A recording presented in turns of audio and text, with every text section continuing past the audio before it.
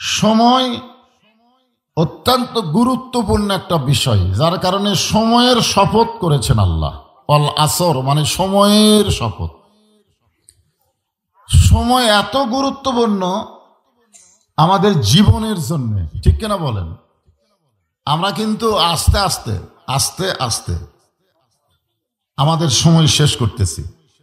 এই যে বাচ্চারা কিন্তু একে ছোট ছিল, আস্তে আস্তে বড় হচ্ছে। আমরা যারা যুবক ছিলাম আস্তে আস্তে বুড়ার দিকে যাচ্ছে, আমরা যারা বুড়ে আছি আস্তে আস্তে মরার দিকে যাচ্ছি। ধরে কোন ঠিক কিনা?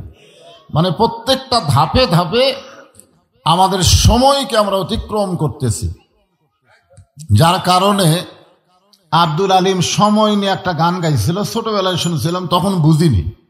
কিন্তু এখন চুলদাড়ি সাদা হওয়ার পরে, আমার তো চুলদাড়ি সাদা কিন্তু রং দেওয়া করছে লাল, এটা হওয়ার পরে আমি বুঝতেছি আসলে গানটা কত দামি। মিশে মায়ায় বন্দি থাইকা করলাম কত খেলা,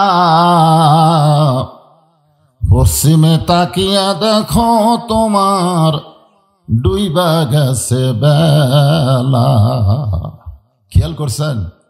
আসরের পরে মাগরিব পর্যন্ত সময় খুব বেশি। আপনারা বলেন তো, আসরের পরে মাগরিব পর্যন্ত মনে হয় সূর্যের কোনো পাওয়ারই নেই, তাহলে যে কোনো সময় ডোবার অপেক্ষায়। ধরে কোন ঠিক কিনা? তা আমরা কিন্তু দুনিয়াতে আমাদের হায়াতটা ঠিক ওই রকমই, যে কোনো মুহূর্তে অস্তমিত হয়ে যাবে, আমরা দুনিয়া থেকে বিদায় নিব। এই জন্য আল্লাহ তাআলা সময়ের কসম করলেন। সময় অত্যন্ত গুরুত্বপূর্ণ, বিশেষ করে বাংলাদেশে যে সময় চলতেছে এখন। আমি বললাম বর্তমান পরিবেশ আপনারা কেমন আছেন? আপনারা না বুঝাই করলেন আলহামদুলিল্লাহ। মানে পরিবেশ আপনারা বোঝেন না, তার মানে বোঝা গেল পরিবেশ বোঝার ব্রেন এখন আল্লাহ আপনাদেরকে দেয়নি। হ্যাঁ, বর্তমান যে পরিবেশ বাংলাদেশে চলতেছে, এই পরিবেশে কোনো ফেরেশতা শেরপুরে এসে যদি 3 মাস, কয় মাস ঘর ভাড়া করে থাকবার চাই, ওই ফেরেশতা হয়ে আল্লাহর কাছে যাওয়া লাগবে না, ওই শয়তান হয়ে যাওয়া লাগবে। ধরে কোন কি হয়ে যাওয়া লাগবে? কারণ ফেরেশতারা আসে আর যায়, এই কারণে বাংলাদেশের পরিবেশ বুঝবার পারতেছে না। কিন্তু আমরা যারা মানুষ হয়ে বাংলাদেশে বসবাস করতেছি, তারা বুঝতেছি বর্তমান পরিবেশটা কেমন চলতেছে। যে সময় একটা ছোট বাচ্চাকে, আগেকার যুগে বাচ্চারা কানলে আমরা দোয়া দরুদ পড়ে ফু দিলেই কান্না বন্ধ হতো আগেকার সময়, কিন্তু বর্তমান সময়ে দোয়া দরুদ পড়ে যতই ফু দেন আর কান্না থামে না, মোবাইল চালু করে দিলেই কান্না থামে যায়। যখন ঠিক কিনা? এই সময় চলতেছে, যে সময়ের বাচ্চারা আপনি যতই চেষ্টা করেন ভাত খায় না, যখন মোবাইল চালু করে দেখেন, মোবাইল চালু খেলা দেখে আর খায়। এই সময় কিন্তু চলতেছে। যখন ঠিক কিনা? যে সময়ে প্রত্যেকটা যুবকের হাতে একটা করে 4G 5G মোবাইল আছে, যে সময়ে যুবকেরা ইচ্ছা করলে যে কোনো মুহূর্তে তাদের চরিত্র ধ্বংস করতে পারে এই মোবাইলের মাধ্যমে। জোরে কোন কথা ঠিক? এমন একটা সময় চলতেছে। আর সেই সময়ে বললাম আপনারা কেমন আছেন, না বুঝাই করলেন আলহামদুলিল্লাহ। ও বুদ্ধি নেই, বুদ্ধি নেই। আসলে কি করবেন? আল্লাহ কিন্তু খালি আলহামদুলিল্লাহ বলবার কয়নি। এক জায়গায় আছে আলহামদুলিল্লাহ, এক জায়গায় আছে ইন্নালিল্লাহ, এক জায়গায় আছে নাউজুবিল্লাহ। সবই আল্লাহর তসবিহ। আপনি যদি নাউজুবিল্লাহ নাউজুবিল্লাহ নাউজুবিল্লাহ পড়েন, তাও সওয়াব হবে। নাউজুবিল্লাহর মধ্যে আল্লাহ আছে না নাই? জোরে কোন আছে না নাই? আলহামদুলিল্লাহর মধ্যে আল্লাহ আছে না নাই? ইন্নালিল্লাহর মধ্যে আল্লাহ আছে না নাই? তাহলে আপনার সবসময় যদি মানুষ মরলেও কোন আলহামদুলিল্লাহ, একটা মানুষ মরে গেছে তাও করছেন না আলহামদুলিল্লাহ, মানুষ মরলেও আলহামদুলিল্লাহ। তো তাহলে যেই সময় দেখেন ছেলেরা, এখনকার যুবকদের দিকে তাকালে মনই হয় না এরা কি, এদের চাল চলন, কথাবার্তা, পোশাক আশাক দেখলে মনে হচ্ছে এরা মনে হয় বাংলাদেশি না, এরা মনে হয় অন্য কোনো দেশ থেকে আমদানি হচ্ছে। জোরে কোন ঠিক কিনা? চেনাই যায় না, এরা আমাকেরই সওয়াল, এটা মনেই হয় না। এই জন্য আল্লাহ সময়টাকে অত্যন্ত গুরুত্বপূর্ণ বিশ্বাস করে, মনে করে, সময়ের শপথ করে আল্লাহ বলতেছেন। কি বলতেছেন? ইন্নাল ইনসানা লাফি খুসর, নিশ্চয় মানুষগুলো ক্ষতির ভিতরে। মানুষগুলো কার মধ্যে? এখানে মানুষ বলতে আপনারা কি বুঝতেছেন? খালি পুরুষ মানুষ না। এখানে আমরা আগে জানতাম মানুষ দুই প্রকার, একটা হলো পুরুষ আর একটা হলো নারী। এই দুটাই কিন্তু আমরা জানতাম, কিন্তু কিছুদিন পরে জানলাম যে না, পুরুষ নারীর পরেও আর একটা মানুষ আছে, তার নাম হলো হিজড়া। জোরে কান, তার নাম কি? হিজড়া আছে না নাই? তাহলে আপনারা বলেন তো, হিজড়া কি মানুষের মধ্যে পড়তেছে না? ওই পুরুষও না নারীও না, ওই মাঝখানে একটা মানুষ। এখন আবার আর একটা মানুষ বাড়াচ্ছে, ইচ্ছা করলে একজন পুরুষ মানুষ মেয়ে হবার পারবে, আবার মেয়ে যদি ইচ্ছা করে একজন পুরুষ হবার পারবে। তার নাম হলো শরীফ। শরীফ আর গল্প। জোরে কোন কথা ঠিক কিনা? এই যে একটা সময় বর্তমান চলতেছে, সেই সময়কে লক্ষ্য রেখে আমি আপনাদের সামনে সূরা আসরের তাফসীর করতেছি, একটু মনোযোগ দিয়ে শুনবেন। আদর করে মানুষ আল্লাহ বানায়া কেমনে দিবেন ক্ষতির মধ্যে ফেলিয়া। সূরা আসরের প্রথম কি বলতেছেন? ইন্নাল ইনসানা লাফি খুসর। নিশ্চয় মানুষগুলো কার মধ্যে? ক্ষতি। জোরে কোন, কার ভিতরে? আচ্ছা, মানুষ তৈরি করছে কে? তো আল্লাহ মানুষ তৈরি করে ক্ষতির মধ্যে ফেলা দিবে, তাহলে আমাদের তৈরি করলো কেন? এই যে মারিফতের ভণ্ডরা বলে না, মাটির পুতুল বানায়া তুমি করিলা বেহোশ, তুমি যেমনি নাচাও তেমনি নাচে, মানুষের দেও দোষ। এটা কিন্তু মারিফতের যারা আপনাদের শেরপুরও আছে, কিন্তু মাটির পুতুল বানায়া তুমি করিলা বেহোশ, তুমি যেমনি নাচাও তেমনি নাচে, মানুষের দাও দোষ।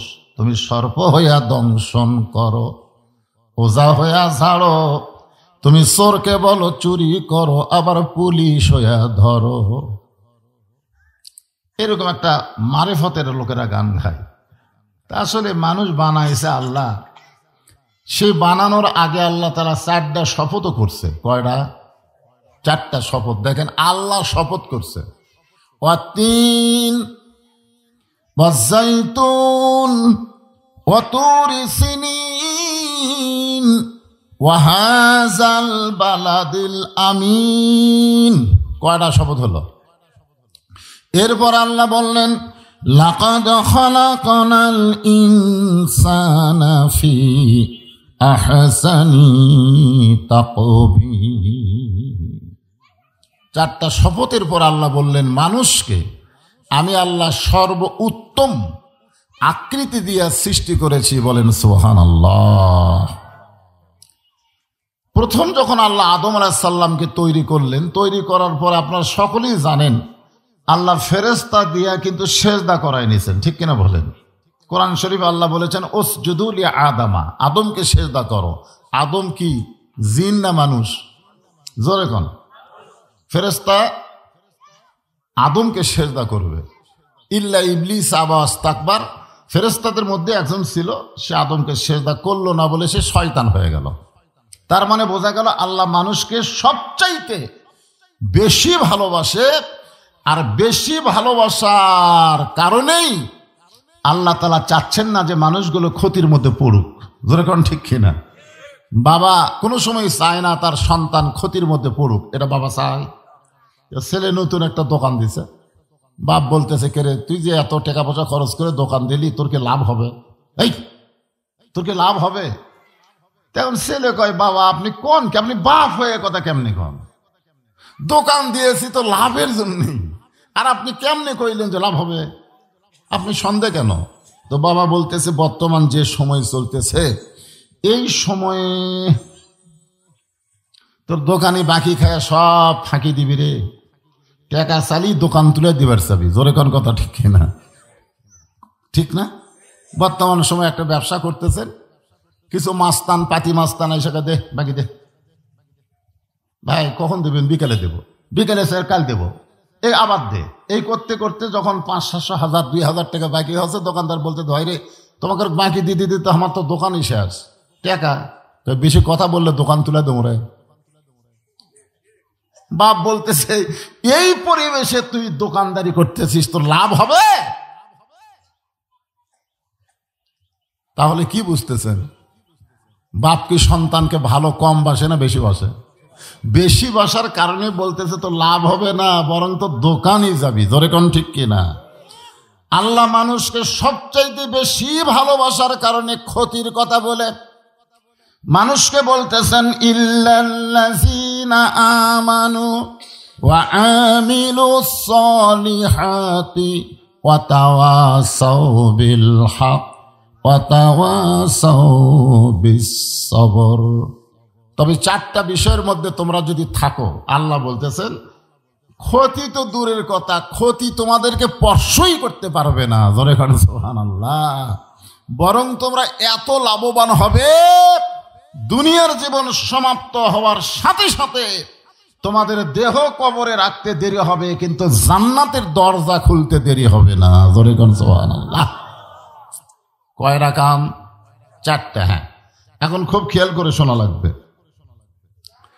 এক নম্বর হলো ঈমান। এই চারটি বিষয়ের মধ্যে এক নম্বর বিষয়ের নাম কি? আমাদের বাংলাদেশে সবই মোটামুটি ভালো আছে, কিন্তু ঈমানটাই ভালো নাই। কি ভালো নাই? ঈমান ভালো নাই। আমাকে একজন বলতে যে হুজুর আওয়ামী লীগ ক্ষমতাত আছে, বুঝে শোনা কথা কবেন। আমাকে একজন বলতেছে হুজুর আওয়ামী লীগ ক্ষমতাত আছে, বুঝে শোনা কথা কবেন। আপনার বলেন তো, যেই লোকটা বললো আওয়ামী লীগ ক্ষমতাত আছে, ওর ঈমান আছে? ওই সঙ্গে সঙ্গে বেঈমান হয়ে গেছে। কারণ ক্ষমতার মালিক হচ্ছে আল্লাহ।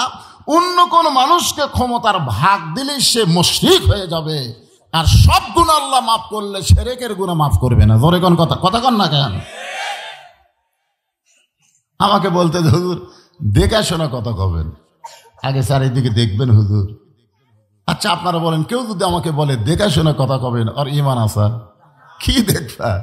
একমাত্র আল্লাহ ছাড়া অন্য কারো দিকে মানুষের খেয়াল করা জায়েজ নাই। বর্তমান পরিবেশে পুলিশ টুলিশ, র্যাব ট্যাব, বর্তমান সরকারের ক্যাডার ফ্যাডার, এগুলো সব দেখে তারপর ওয়াজ করতেছি। আল্লাহ বলতে বক্তা তুই ওয়াজ কর, কিন্তু তোর ঈমানই নাই। ধরে কন কি নাই? কথা কন না কেন?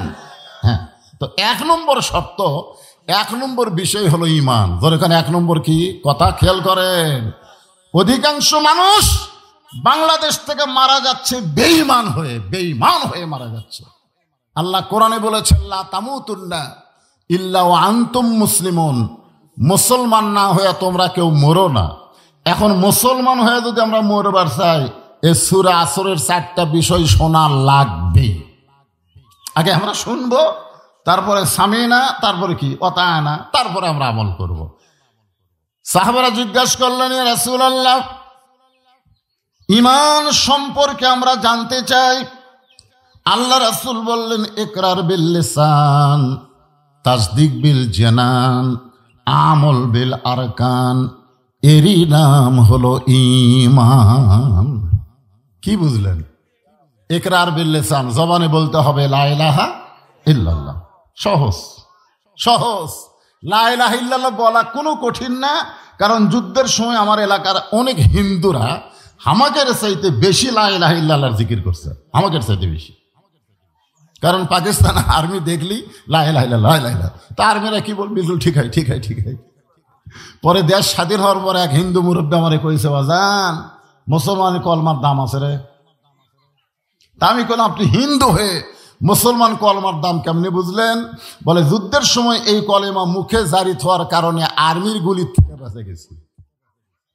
আমি কইলাম দাদা এই কলেমা খালি মুখের মধ্যে থোছেন, এই কলেমা যদি কলিজার মধ্যে ঢুকাবার পারতেন তাহলে জাহান্নামের আগুন থেকে আল্লাহ আপনাকে বাঁচাইয়া দিত।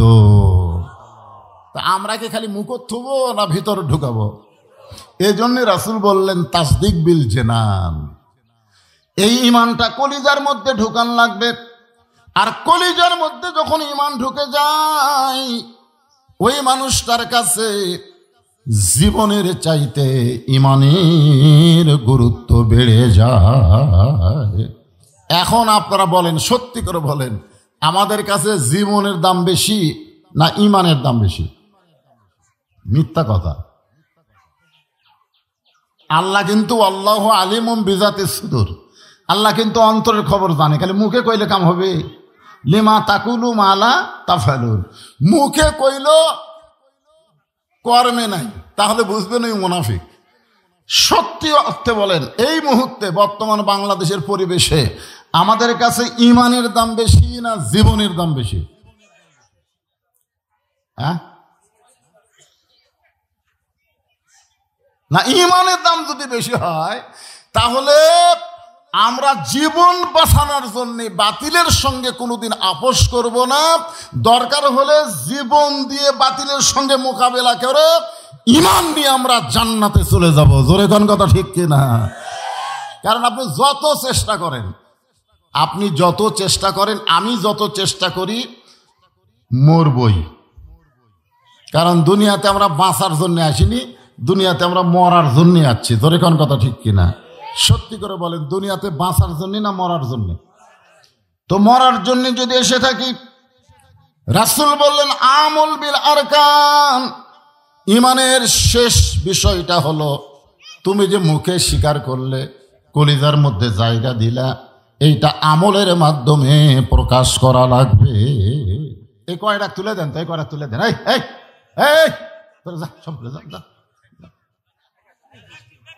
হ্যাঁ, সব কয়টা তো এরা বুঝবে কি? এরা ইমানের কি বুঝবি কন্ত? আমরা বুড়া হয়ে বুঝতেছি রে। যা বাবা, যা যা তোরা যা। হ্যাঁ, এই জায়গাটা আপনার পুরো করে বসেন। এই কিশোর কিশোর গ্যাং সব ভিতরে আসো।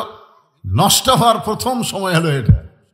হ্যাঁ, এবার যে কয়টা 14 ফেব্রুয়ারি ধরা পড়ছে বুঝলেন, সব 15, 16, 17 বছরের ছেলে আর 13, 14 বছরের মেয়ে ইউটিউবে ধরা পড়ছে। ওই প্রেম করবার যা ধরা পড়ছে, পুলিশেরা ধরা খায়, কে রে তোরা কি? এই বয়সের ছেলেরা, 13, 14 বছরের ছেলেরা সবচেয়ে বেশি নষ্টের মূল। সরকার নিয়ম করছে বাল্য বিয়া বন্ধ, কিন্তু বাল্য প্রেম তো আর বন্ধ করেনি। সমান এখানে মিস কল মারতেছে। এই 13, 14 বছরের হাতে কোনো বাপ যদি মোবাইল কিনে দেয়, ওই বাপও জাহান্নামে যাবে ওই বেটার সাথে, বুঝছেন? হ্যাঁ, এই জন্য 13, 14 বছরে যারা বসো, তোমাকে ওয়াজ হবে আজকে সূরা আসর দেয়া। এখানে বিষয়টা হলো আমল বিল আরকান। সূরা আসরের 2 নম্বর বিষয় হলো আমিলুস সালিহাত। ইমানের পরেই ইল্লাল্লাযিনা আমানু, তারপরে কি? আমিলুস সালিহাত, নেক আমল করা লাগবে। নেক আমলের মধ্যে যারা আমরা পুরুষ মানুষ, তাদের জন্য 1 নম্বর নেক আমল হলো নামাজ। যতগুলো নেক আমল আছে তার মধ্যে 1 নম্বর নেক আমলের নাম হলো নামাজ। আমরা যারা নামাজ পড়ি, আপনারা বলেন তো, আমরা কি সকলে সামনে যাবার চাই? সবাই কি সামনে যাবার চাই? আসর জোহর যাই হোক অসুবিধা নাই, খালি রাকাত জানলেই হলো। কিন্তু মাগরিব, এশার, ফজর এই 3 ওয়াক্ত ইমামতি করবার গেলে আপনার বলেন তো সবাই কি সামনে যাবে? কে যাবে? ইমাম মানে কি? তার মধ্যে কি আছে? কোরআন। এই কথাটাই শুনবার চাচ্ছি। পুরুষের মধ্যে 1 নম্বর হলো নামাজ। সে নামাজকে যদি আপনি পড়তে চান তাহলে আল্লাহর কোরআন আপনাকে শিখতেই হবে। জোরে কোন কথা ঠিক কিনা? আর আল্লাহর কোরআনের সঙ্গে যাদের সম্পর্ক, সমাজে তাদের দাম না থাকলেও মসজিদের মধ্যে তাদের দাম কিন্তু আছে। জোরে কোন আছে না নাই? যত বড় ব্যারিস্টার হোক, এমপি হোক, মন্ত্রী হোক, যাই হোক, হাফেজ সাহেব যদি মসজিদের মধ্যে থাকে তখন সবাই কয় হুজুর সামনে যান, হুজুর সামনে যান। হাফেজ সাহেব মেহরাবের মধ্যে দাঁড়িয়ে তার দিকে তাকায়, এমপি আছে, এসপি আছে, মন্ত্রী আছে, কে রে এমন এক জায়গার মধ্যে তোরা ঢুকলু রে, এই জায়গায় তোদের কোনো খাওয়া নাই। কোরআনের সঙ্গে যার সম্পর্ক, আল্লাহ তাকে ইজ্জত দিয়ে সামনে দিয়ে দেয়। ধরে কোন সুবহানাল্লাহ। এই জন্য পুরুষের মধ্যে 1 নম্বর হলো নামাজ। এই নামাজটা যদি পুরুষ মানুষ জামাতের সঙ্গে আদায় করে তাহলে বুঝতে পারবে 14 দল 20 দল যত দল বাংলাদেশে থাক, কোনো দল চলবে না। মসজিদের মধ্যে গেলেই সবাই এক দল হয়ে যাবে। নামাজের গুরুত্ব পুরুষের জন্য এত বেশি, মেয়ে মানুষের কিন্তু নামাজের গুরুত্ব বেশি না। মেয়ে মানুষের জন্য পর্দার গুরুত্ব বেশি। কিসের গুরুত্ব? ও আমিলুস সালিহার বিষয়ে আলোচনা হচ্ছে। আমার মায়েরা যখন অনেক বেশি আইছে, এই রাস্তা দিয়ে যদি মায়েরা এরকম যাওয়া আসা করে তাহলে তো পর্দা শেষ, ওয়াজও শেষ। না না না, এরা এরকে বসার জায়গা কুড়ি করছে কোন জায়গায়? ও আটে না দেখে আর এক জায়গা দিচ্ছে। আচ্ছা ঠিক আছে। না, ওয়াজ শোনা মেয়েদের জন্য, ওয়াজ শোনা কি ফরজ। মেয়েদের জন্য ওয়াজ শোনা হলো মোস্তাহাসান, মোস্তাহাবও না, মোস্তাহাসান। শুনলে লাভ আছে, না শুনলে কোনো পাপ নাই। কিন্তু এই রাস্তা দিয়ে যাওয়ার সময় যদি কেউ একটা বার কোনো মেয়ের সোপা দেখতে পায়, সোপা বোঝেন, যে মেয়েরা মুখ খুলে হাঁটে এদের মুখটা মুখ না, ওদের মুখের নাম হলো সোপা, সোপা সোপা। আর যারা মুখ ঢাকার চায় তাদেরকে আমরা বলবো ওটা মুখ। হ্যাঁ, আল্লাহ কোরআনে বললেন অকরনা ফি বুয়ুতিকুন্না ওয়ালা তাবাররাজনা তাবাররুজাল জাহিলিয়াতিল উলা। আল্লাহু আকবার। তাহলে 1 নম্বর পুরুষের জন্য 1 নম্বর নেকামলের নাম কি? সবাই স্বীকার করেন নাম কি? এইটা সুন্নত নফল নামাজ না, এইটা হলো 5 ওয়াক্ত ফরজ নামাজ। মনে করেন মসজিদের মধ্যে আমরা 2 ভাই, ভাই হচ্ছে আওয়ামী লীগ, আমি হচ্ছে জামাত ইসলাম মনে করেন, আর এই ভাই হলো বিএনপি, এরকমকে বোঝানোর জন্য বলতেছি। হ্যাঁ, তাহলে আমরা 3 ভাই যদি মসজিদের মধ্যে ঢুকি, এখন ভাই যদি কয় আমি সরকারের দলে আছি রে, আমি 4 আঙ্গুল সামনে দাঁড়াবো, 4 আঙ্গুল সামনে দাঁড়াবো। আমি এই জামাত ইসলাম রাজাকারের সাথে পায়ের গোড়ালি সোজা কর মোহনা, আল্লাহ তখন কবি তোর নামাজ পায়খানা ফেলে দেবো। জোরে কোন কথা কন না কেন? এই গোড়ালির সাথে গোড়ালি মিল কর। জামাত বিএনপি আওয়ামী লীগ সবাই গোড়ালির সাথে গোড়ালি মিল করে দুনিয়াবাসীকে জানাই দিল আমরা বাহিরে যতই দল করি ভিতরে আমাদের কোনো দল নাই, আমরা সব মুসলমান এক দল। জোরে কান ঠিক কিনা? তাহলে একমাত্র নামাজই পারে, একমাত্র নামাজই পারে 20 দল 14 দল ভাঙ্গা সব মুসলমানকে এক দল করতে। অথচ আল্লাহ কোরআনে বলেছেন ওয়াতাসিমু বিহাবলিল্লাহি জামিআ ওয়ালা তাফাররাকু, তোমরা ভিন্ন হও না, তোমরা একত্র হও, আল্লাহ রশি ব্যাপারে তোমরা জামাতবদ্ধ হও। এই হুকুমকার। তাহলে 1 নম্বর হলো নামাজ। এই নামাজ হলো 5 ওয়াক্ত নামাজ, যেই নামাজগুলো জামাতে আদায় করা লাগে। যেরকম কিসে আদায় করা লাগে? একলা একলা আদায় করলে হয় না। কোনো পুরুষ মানুষ যদি মসজিদকে বাদ দিয়া বাড়িতে একা একা নামাজ পড়ে, আল্লাহ রাসূলকে আল্লাহ বলেছেন ওয়ামা আরসালনাকা ইল্লা রাহমাতাল লিল আলামিন। এই ব্যাপারে সন্দেহ আছে? আল্লাহ তাআলা কোরআনে বলেছে আমি রাসূলকে গোটা বিশ্ব জগতের জন্য রহমত স্বরূপ প্রেরণ করেছি। তার মানে রাসূলের দয়ার মতন দয়া পৃথিবীতে কারো। সেই রাসূল বলেছেন যে মসজিদ বাদ দিয়ে কোনো মরদ মানুষ যদি বাড়িতে নামাজ পড়ে, আমি রাসূলের এত রাগ হয় যেন বাড়ি পুড়ে ছাই করে দিই। দেখেন, রহমতের নবী পুড়ে ছাই করে দিবি, তাহলে পোড়ার কথা ইসলামে আছে না নাই? কতক্ষণ আছে না নাই? এত রাগ হয়ে গেল রাসূল, যে বাড়িতে মরদ মানুষ মসজিদ বাদ দিয়ে নামাজ পড়ে ওই বাড়ি পুড়ে ছাই করে দেই। কিন্তু বাড়ি পুরানোর হুকুম দিলাম না এই কারণেই, বাড়িতে ছোট বাচ্চা আর নারীরা থাকে।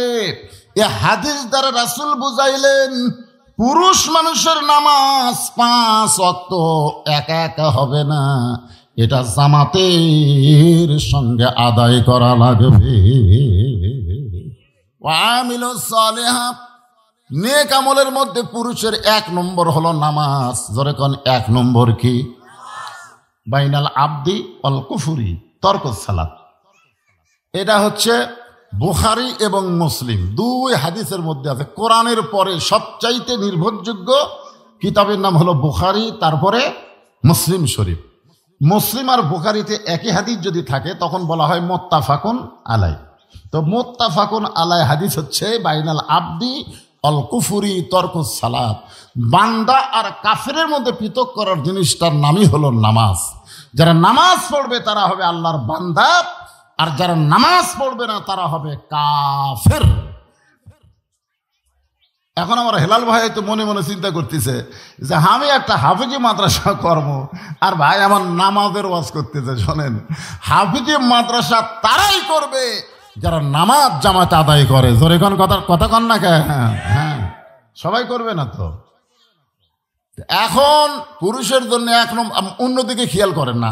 যারা জোহর নামাজ পড়েন ওয়াজ শুনতেছেন, যারা জোহর নামাজ পড়েন ওয়াজ শুনতেছেন, সামনে আসর আছে না নাই? নিয়ত করেন যে আসর থেকে নামাজ ধরবো আর ছাড়বো না। আল্লাহ কয় নিয়ত করা মাত্রই তুই যত নামাজ পড়িস নি আমি সব নামাজ না পড়ার পাপ মাফ করে দিলাম।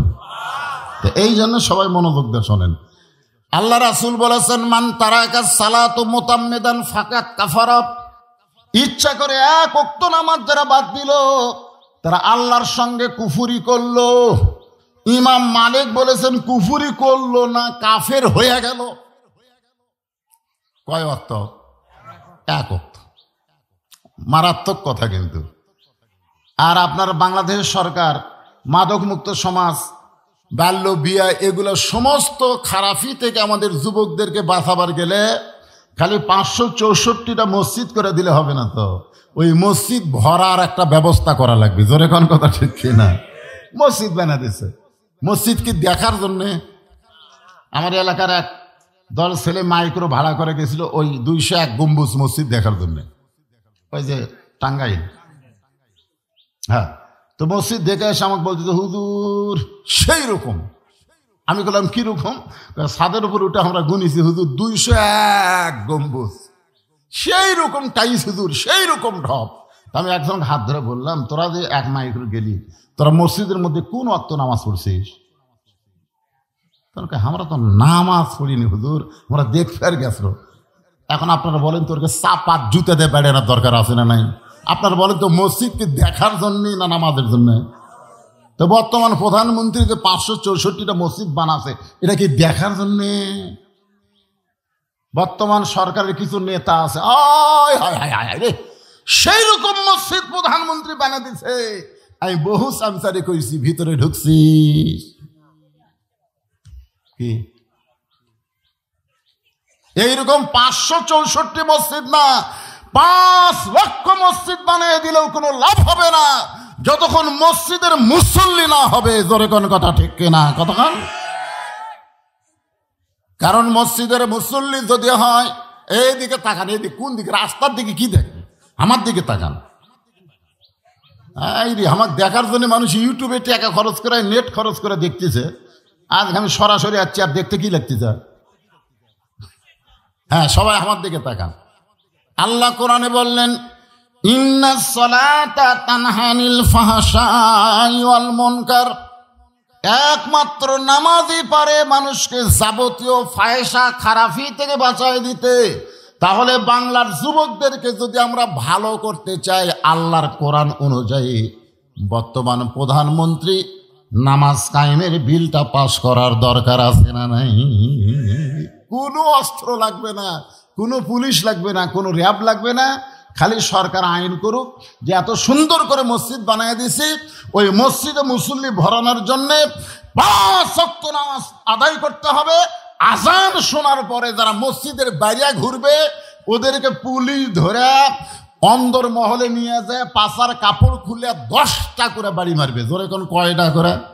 কাপড়ের উপর মারা হবে না, কাপড় খুলে। খালি এই আইনটা যদি বর্তমান প্রধানমন্ত্রী করে, আপনারা বলেন তো বাংলাদেশে কোনো বেনামাজি থাকবে? আর সমস্ত যুবকগুলো যদি নামাজি হয়ে যায় তাহলে যাবতীয় খারাপি থেকে আল্লাহ বাঁচাই দিবে। এ কথা আমার না, আল্লাহর।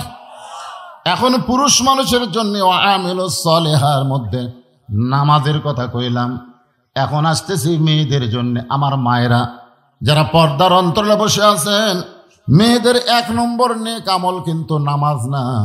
1 নম্বর নেক আমলের নাম হলো পর্দা। এই যে প্রত্যেক জুম্মায় ইমাম সাহেব মাইকের সাউন্ডকে বেশি করে দিল নাকি? না, এরকম ভম ভম তো করতেছিল না, কিছু করছে না সে। আমি তো 38 বছর ওয়াজ করি, আমি জীবনে কোনো মাইকের দোষ ধরিনি। আমার ওয়াজের মধ্যে দেখবেন এই ভেড়া ভেড়া হলে আমি দোষ ধরি না। মাইকটা খুবই সুন্দর, ওয়াজ করে মজা পাচ্ছি, কিন্তু ফট করে কিবে না, ও ওই দিকে তাকালে হবে, বক্তার দিকে তাকালে হবে পাগলা। হ্যাঁ, খুব খেয়াল করেন, এই যে প্রত্যেক জুম্মার সানি খুতবা ইমাম সাহেব শুনায় সাইদাতুন নিসায়ে আহলেল জান্নাহ ফাতেমাতুজ যোহরা রাদিয়াল্লাহু তাআলা আনহা, আপনারা শোনেন, এই ওয়াজটা কিন্তু আমার মা বোনদের জন্যে। ইমাম সাহেব জুমার দিনে বলে, কিন্তু মেয়েরা তো মসজিদে আসে না, আসে নাকি? আসে না, যার কারণে এই মেসেজটা তারা বুঝবার পারে না। আমরা মরদগুলাতে বাড়ির যা কমো যে হুজুর আমাকে এই কথা শুনাইল রে, সাইদাতুন নিসায়ে আহলেল জান্নাহ ফাতেমাতুজ যোহরা, এ কথা আমরা বাড়ির যা কই না।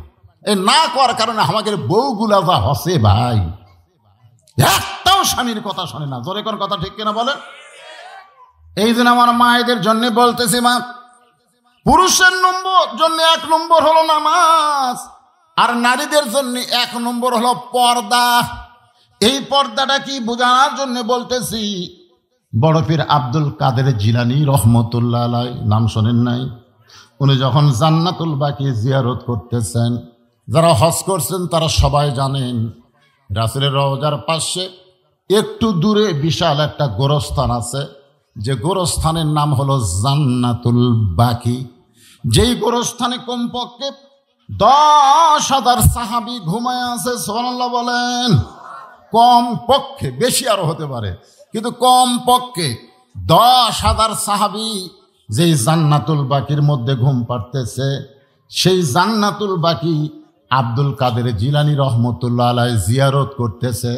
আমরা যারা হজ করেছি, জান্নাতুল বাকি জিয়ারত না করে মনের মধ্যে কোনো শান্তি পাওয়া যায় না। যারা হজ করছে তারা জানে, ওই গোরস্থানের মধ্যে ঢোকা মানে জান্নাতের টুকরার মধ্যে ঢুকে যাওয়া। জোরে কর না সুবহানাল্লাহ। সেই জান্নাতুল বাকি আব্দুল কাদের জিলানী রহমতুল্লাহ আলাইহি জিয়ারত করতেছেন। এমন সময় পিছন দিক থেকে এক মুরিদ বলে, হুজুর, আপনি চোখ বন্ধ করলে গোটা পৃথিবীর খবর বলতে পারেন, আপনি একটু চোখ বন্ধ করে দেখেন তো, এই জান্নাতুল বাকির কোন জায়গায় মা ফাতেমার কবর। মুরিদ বলতেছে, চোখ বন্ধ করলে পৃথিবীর খবর বলতে পারেন। আব্দুল কাদের জিলানী খুব রাগ করলেন, রাগ করে বললেন, এই চোখ বন্ধ করলে আল্লাহ তাআলা আমার অন্তরের চক্ষু খুলে দেয়। ইয়ানজুরু বি নূরিল্লাহ, যেই চোখ সূর্যের আলো চন্দ্রের আলো লাগে না, যেই চোখ দেখে আল্লাহর নূর দিয়া, চোখ বন্ধ করলে আল্লাহর আরশ পর্যন্ত দেখার ক্ষমতা আল্লাহ আমাকে দিয়েছে। জোরে কোন সুবহানাল্লাহ। তুই এত দুর্বল রেওয়ায়াত করিস কেন? চোখ বন্ধ করলে গোটা পৃথিবীর খবর দেখতে পাই না, চোখ বন্ধ করলে আল্লাহর আরশ পর্যন্ত দেখতে পাই, কিন্তু জান্নাতুল বাকির কোন জায়গায় মা ফাতেমার কবর, এটা কোনোদিন কেউ বলতে পারবে না। জান্নাতুল বাকির মধ্যেই মা ফাতেমা আছে, কিন্তু কবরটা কোন জায়গায় এটা কিয়ামত পর্যন্ত কেউ বলতে পারবে না। সমস্ত মুরিদ বলে, হুজুর, এইটা কেমন কথা? এই জান্নাতুল বাকির মধ্যেই মা ফাতেমার কবর আছে, কিন্তু কবরটা কোন জায়গায় এটা কিয়ামত পর্যন্ত কেন বলতে পারবে না? আব্দুল কাদের জিলানী বললেন, মা ফাতেমা হলো জোহরা। খুব খেয়াল করে শুনবেন, মা ফাতেমা হলো জহুরা। সমস্ত মুরিদ বলে, হুজুর, জহুরা মানে কি? আমার মায়েরা যারা পর্দার অন্তরালে একটু মনোযোগ দিয়ে শুনবেন। মা, একটা মা যদি ভালো হয়, মায়ের পেটের বাচ্চা আল্লাহর ওলি হয়ে যায়। আর মা যদি খারাপ হয়, পেটের বাচ্চা হোটেলের দরজা কালো পর্দা দিয়া রমজান মাসে সারাদিন খায়। জোরে কোন কথা ঠিক কিনা? একটা খ্রিস্টান নেপোলিয়ানও বলেছে, তোমরা ভালো একটা সন্তান যদি চাও, তাহলে একটা ভালো মা দাও। মা যদি ভালো হয়ে যায়, আমরা ভালো ভালো সন্তান পাবো। জোরে কোন ঠিক কিনা? এখনকার মায়েরা তো একেবারে মানে সিজার করা ছাড়া বাচ্চা নিচ্ছে না। সিজার করা। আমরা ছোটবেলায় গান শুনছি, কি বলবো প্রসবের কথা, মা বিনে সেই ব্যথা কেউ তো বুঝিবে না। মাজন ঠেকিয়া সন্তানের দায়, অকালে মা মারা যায়। কেন সে মায়ের ভক্তি করো না, এমন দরদি ভবে কেউ হবে না আমার মা। মা গো, মায়ের পায়ের তলে সন্তানের কি জান্নাত। সেটা কোন মা? আচ্ছা, পরিমুনির মতন যদি মা হয়, পরিমুনি। এই যুবকেরা তোমরা বুঝতেছ, বুবলি, অপু সরকার, পরিমুনির তো সন্তান আছে, আছে না? আছে না নাই? তখন ওরা যদি আল্লাহ মায়ের পায়ের তলে জান্নাত, ওই মা দিবে আল্লাহ জাহান্নাম। আর সেই মায়ের পায়ের তলার জান্নাত কেমনে পাবি? মাই যদি জাহান্নাম হয়। এখানে মায়ের পায়ের তলে জান্নাত মানে কি, এইটা আমাদের বোঝা লাগবে। যখন লাগবে কি লাগবে না? সমস্ত মুরিদ বলে হুজুর জহুরা মানে কি?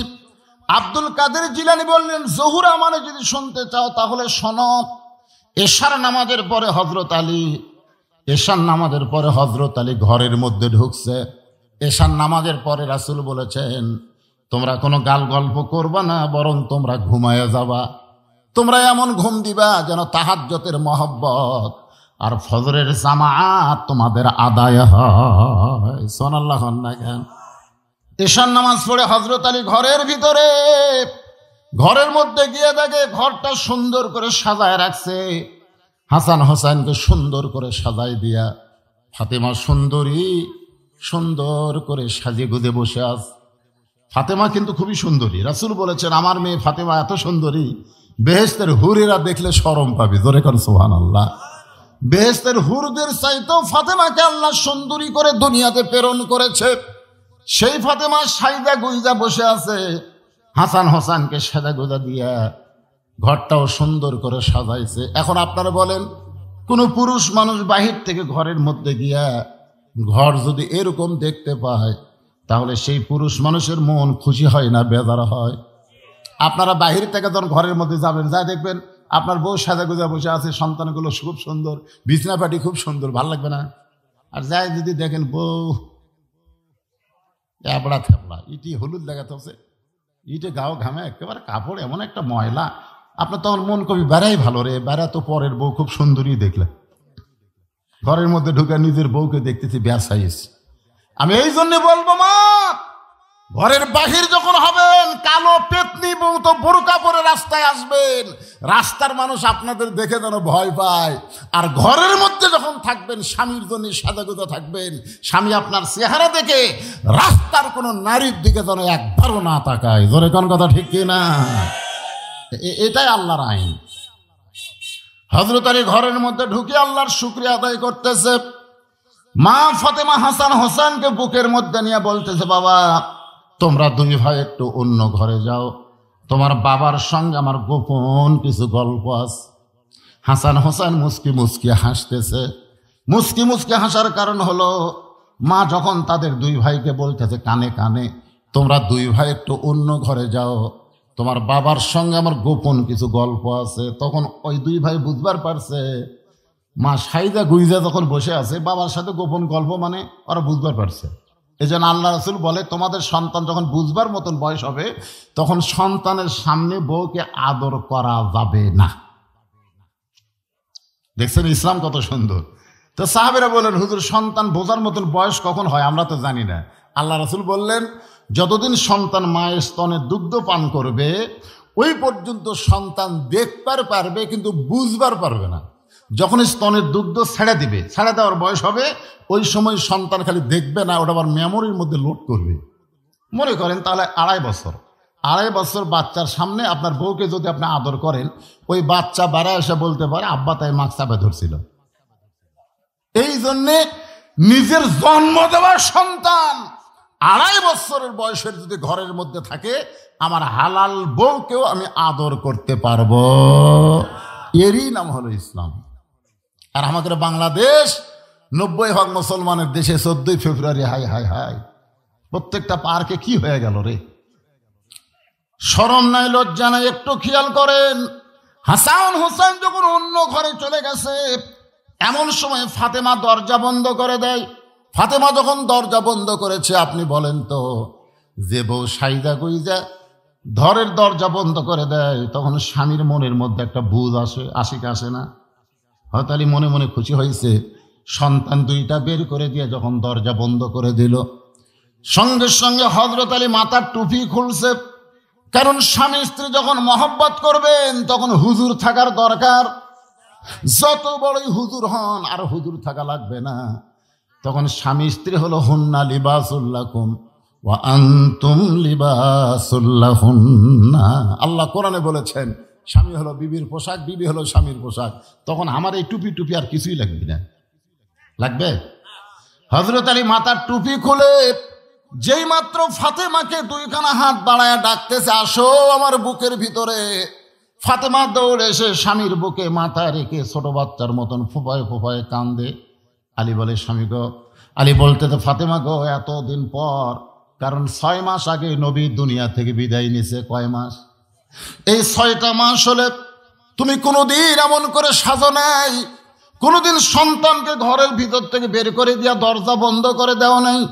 কিন্তু আজকে দরজা বন্ধ করে আমার বুকের মধ্যে এসে এরকম কান্না করার কারণ কি? ফাতেমা বলে, স্বামী গো, আর কোনোদিন ঘর সাজাবার পারবো না, আর কোনোদিন হাসান হোসেনকে সাজিয়ে দেবার পারবো না। আপনার সামনে দাঁড়াবো সেই সময় আমার হবে না, কারণ আজকে গভীর রাত্রে ফাতেমার মৃত্যু হবে। যেই মাত্র কইছে ফাতেমার মৃত্যু হবে, গাছের গোড়া কাটলে গাছটা যেমন ঠাস করে পড়ে যায়, হযরত আলী তেমনি পড়ে গেলেন ঘরের মাঝায়। মা ফাতেমা মুচকি মুচকি হেসে স্বামীর মাথাটা উরাতের উপরে নিয়ে কপালে একটা চুমা খায়। এখানে একটা বিষয় লক্ষণীয়, যিনি গভীর রাত্রে মৃত্যুবরণ করবেন তিনি হাসতেছেন, আর মৃত্যুর খবর শুনে স্বামী কাঁদতেছে।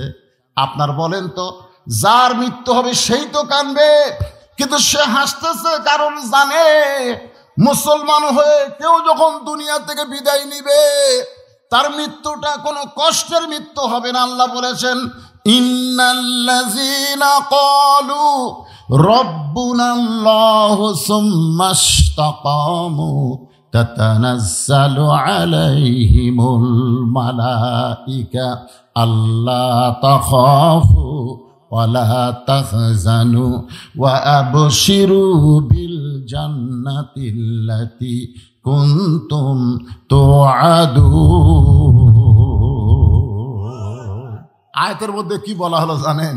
আপনি আল্লাহকে রব বলে স্বীকার করে এর প্রতি যদি ইস্তেকাম থাকতে পারেন, ওই অবস্থায় যদি আপনার মৃত্যু হয়, আল্লাহ বলেছেন রহমতের ফেরেশতা নাজিল করে দুনিয়ার মানুষ দিয়ে কথা বলাবো না, ফেরেশতা দিয়ে তোমাদেরকে বলানো হবে। তোমাদের কোনো ভয় নাই, তোমাদের কোনো চিন্তা নাই। ওই দুনিয়া থেকে জান্নাতের 8টা দরজা খুলে দিলাম। এখন আপনারা সত্যি করে বলেন তো ভাই, অন্তর থেকে বলেন, মুসলমানের মরে যাওয়া কি ভালো না খারাপ? বাঁচাটাই খারাপ রে। এখন ফাতেমা মৃত্যুবরণ করবে গভীর রাত্রে, মুচকে মুচকে হেসে স্বামীর মাথাটা উরাতের উপরে নিয়ে কপালে একটা চুম্বন দিয়ে বললেন, স্বামী গো, এমন করে আপনি কাঁদবেন না, কারণ আসলে যাইতে হবে। এটা হলো ইমানের সবচাইতে দামি কথা, সবচাইতে দামি কথা। আসলে কথা কন না কেন? যারা বলতেছেন না তারা যাবেন না। এইরকম করে দেখতেছে, এই ডান কান্দের ফেরেশতাকে চাপা লাগলো রে, চাপা লাগলো, মানে এই কান্দের ফেরেশতা আছে না নাই? ফেরেশতা চাপ দেয়, এইরকম করে দেখতেছে। ভাই কি দেখতেছেন? 7 তালা হচ্ছে ভাই, রড বাইর করে থুছি, আর 2 তালার অনুমোদন আছে, মানে 9 তালার অনুমোদন পাচ্ছে। 7 তালা বানাছে আর 2 তালা রড বাইর করে থুছে, এইরকম করে দেখতেছে। তখন 2 কান্দের 2 ফেরেশতাকে, আল্লাহ, এই শয়তানের কান্দ তার থাকবো না, এই শালার কান্দর থেকে আমাকে লাভ কি? যেই বাড়ি থাকা যাবে না সেই বাড়ি বারবার দেখে, যেই কবরে যাওয়া লাগবে সেই কবরের কথা একবারও মনে করে না। এই পুরা শয়তান। জোরে কন, কি শয়তান? আর আপনি কন আমরা শয়তানের কান্দর থেকে একমুখী? প্রতি ধাপে ধাপে তাই কবরের দিকে হাঁটতেছে, তাই বিল্ডিং এর দিকে তাকে থেকে দেখতেছে। আর শরম আছে? ভাইরে, মন খারাপ করেন না, আসলে যাইতে হবে। এই কথাটা সবাই বলেন। তোমরা যারা যুবক কচি কাঁচা মোবাইল ফিল্ডিং মারতে যায়, মিস কল মারতেছে, তোমরাও কও। হ্যাঁ হাসতেছে। কে আগে যাবি দাদা? এ বাবা তুমি আবার সব ফেল করো। আগে কে যাবে? সত্যি কথা কন, আগে কে যাবি, দাদা না লাতি? তো আল্লাহ এই বিশ্বাস যদি কলিজা থাকে তাহলে বুড়া মানুষ দেখে চিৎকারি মারেন কেন? মিছিল করছে নড়াইল, আমার জীবনে একটা বাস্তব অভিজ্ঞতা। 2 ঘন্টা ধরে মিছিল করছে, ফাঁসি চাই, ফাঁসি চাই, ফাঁসি চাই, ফাঁসি চাই, যুদ্ধাপরাধীর ফাঁসি চাই। ইমরান এই সরকারের নেতৃত্বে 2 ঘন্টা মিছিল করে মিছিল শেষ। এখন ডিসকভার মোটরসাইকেল চলে 2 যুবক যাচ্ছে, যাওয়ার সঙ্গে বুড়া মানুষ বলতেছে, বাবা কি করলাম? ফাঁসির মিছিল করলাম, দেখে শোনা যাও। তখন 2 ছেলে বলতেছে, বুড়া আমরা চ্যাংড়া আছে, আমার চোখ ভালো আছে। বুড়া কয়, বারে একটা ভালো কথা করলাম, দেখে শোনা যাও। আর ওই নড়াইল চৌরাস্তা, বুঝলেন, মাশরাফি যে এলাকার এমপি, চৌরাস্তায় প্রতি বছর মাহফিল করি, ওই মাশরাফি প্রধান অতিথি থাকে। তো এখন ওই জায়গায় তারা উত্তর দিক থেকে দক্ষিণ দিকে যাবে, বুঝলেন, আর পূর্ব দিক থেকে হানিফাও আমা আনা মিনাল মুশরিকিন।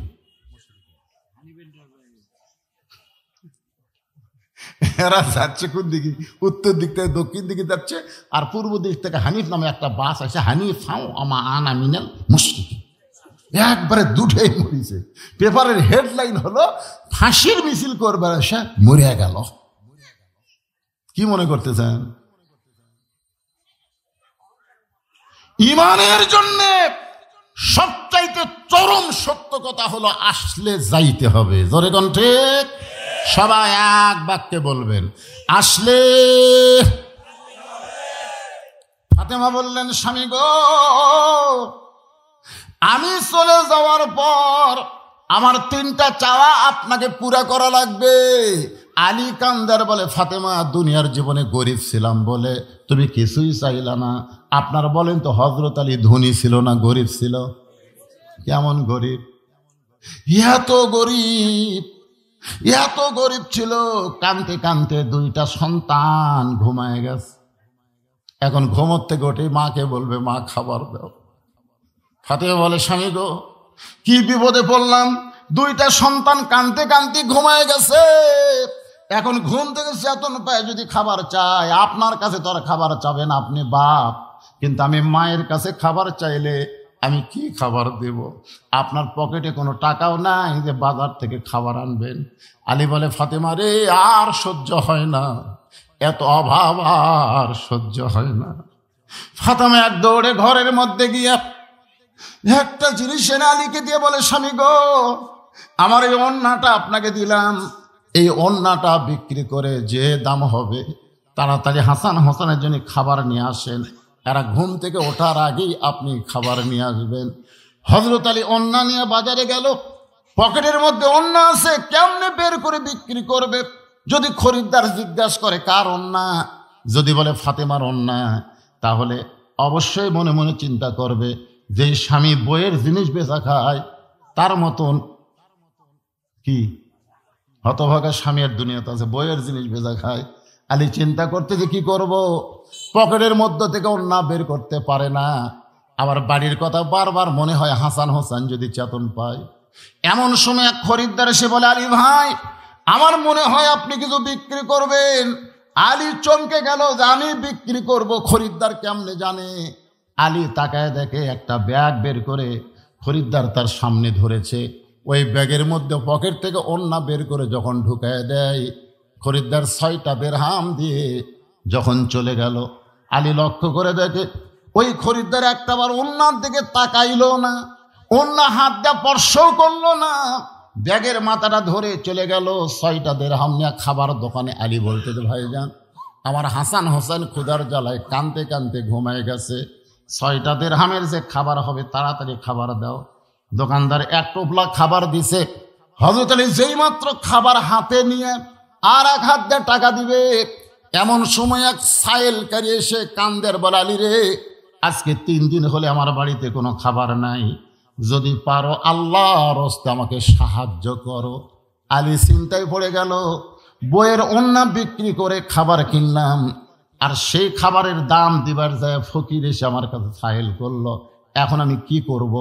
আল্লাহর কোরআন সামনে দাঁড়ায় বলতেছে, আম্মা সাইলা ফালা তানহার, আলী রে, সাহেলকারীর সঙ্গে খারাপ ব্যবহার করিস না। এখন আপনারা বলেন, হযরত আলীর কাছে সন্তান বড় না আল্লাহর কোরআন বড়?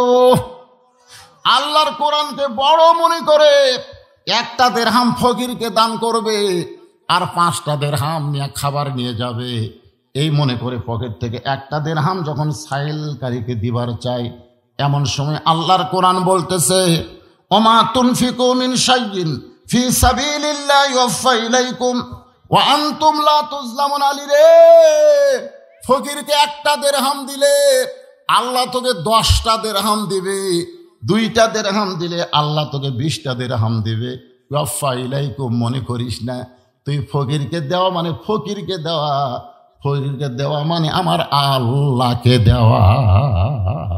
6টা দেরহাম দিলে আল্লাহ তোকে 60টা দেরহাম দেবে।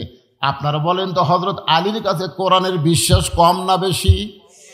বেশি বিশ্বাস করে 6টা দেরহাম যখন ফকিরকে দেয়, ফকির মুচকি মুচকি হাসতে হাসতে যখন চলে গেল, এমন সময় দোকানদার বলে, ভাইজান খাবার টোপলা কি করব?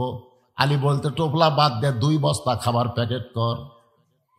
বলে, 1 টোপলা লিবারই পারলেন না, 2 বস্তা কেমনে নেবেন? আলী বলতেছে, আমি গোপনে গোপনে এমন একটা ব্যবসা করেছি, আল্লাহর কোরআনকে বিশ্বাস করে, জোরে কান সুবহানাল্লাহ। আমার বিশ্বাস আল্লাহ আমাকে ঠকাবে না।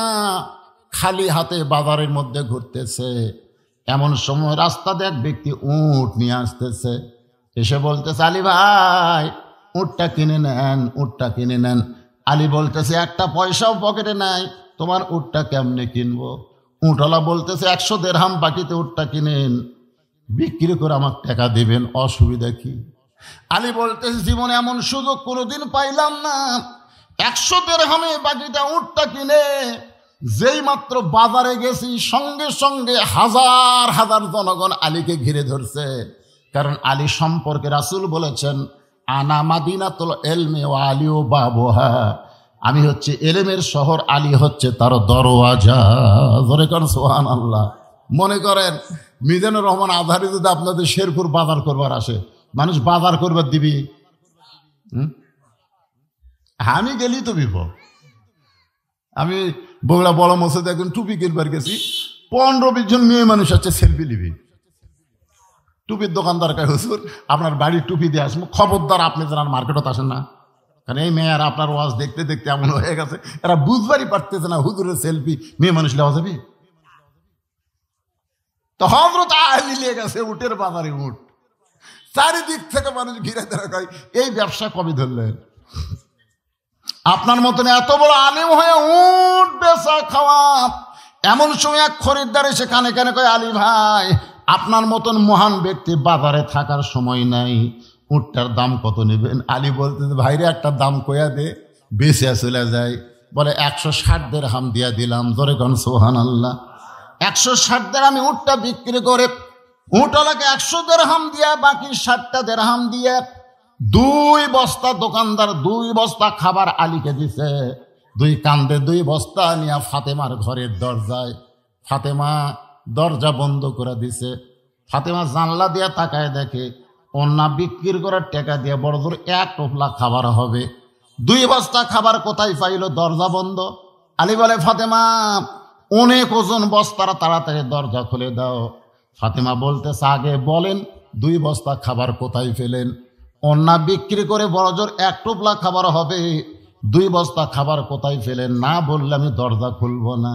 আমার হাসান হোসেন না খাইয়া মরা যাক, আমার কোনো আপত্তি নাই, কিন্তু ঘুষের টাকা, সুদের টাকা আর কিছু কিছু আমি বাড়ির মধ্যে ঢুকতে দিব না। আজকে যদি ফাতেমার মতন প্রত্যেক এক জায়গার চাকরি করে, ভাই খালি ঘুষই আর ঘুষ। চিন্তা করে দেখেন, ফাতেমা দরজা বন্ধ করে দিছে। আলী বলতেছে, দরজা খোলো, আমার ঘাড়ে ব্যথা লাগতেছে। ফাতেমা বলে, আগে বলেন 2 বস্তা কোথায় পেলেন? না বলা পর্যন্ত আমি দরজা খুলব না। আল্লাহর কোরআন বলতেছে, আর রিজালু কাওয়ামুনা আলান নিসা, পুরুষেরা নারীদের উপরে থাকবে। জোরে কান সুবহানাল্লাহ। এখন ফাতেমা দরজা না খুললে কি হবে? হযরত আলী 2 বস্তা নিয়ে আল্লাহর নবীর দরবারে, নবী তখন বসেছিলেন, নবী দৌড়ে এসে আলীর কান্দর থেকে 2 বস্তা নামায় নিলেন। সুবহানাল্লাহ। আলী বলতে যে, হুজুর আপনি কত ভালো, কিন্তু আপনার মেয়েরা, আপনার মেয়েটা তো ভালো না। আলী বলতে দেয় আমার ফাতেমার বিরুদ্ধে কথা বলিস কেন? বলে দীর্ঘ সময় দরজার দাঁড়িয়েছিলাম, 2 বস্তা কোথায় পাইলাম, না বললে দরজা খুলবে না। নবী বলতে ফাতেমা যদি দরজা খুলতো তুমি কি আমার কাছে আসতে? আলী বলে হুজুর তাহলে তো আসতাম না। নবী বলেন আলী রে, ফাতেমা দরজা বন্ধ রাখার কারণ হলো আমার কাছে তোরে পাঠায় দিছে।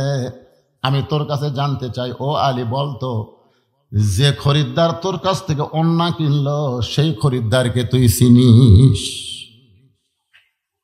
আলী বলতেছে আসলেই তো তাই।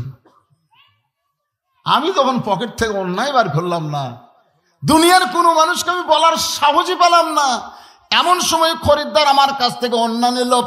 রাসূল বলে আলী রে, কোন ফকির তোমার কাছে ভিক্ষা নিছে তুমি কি বলবার পারো?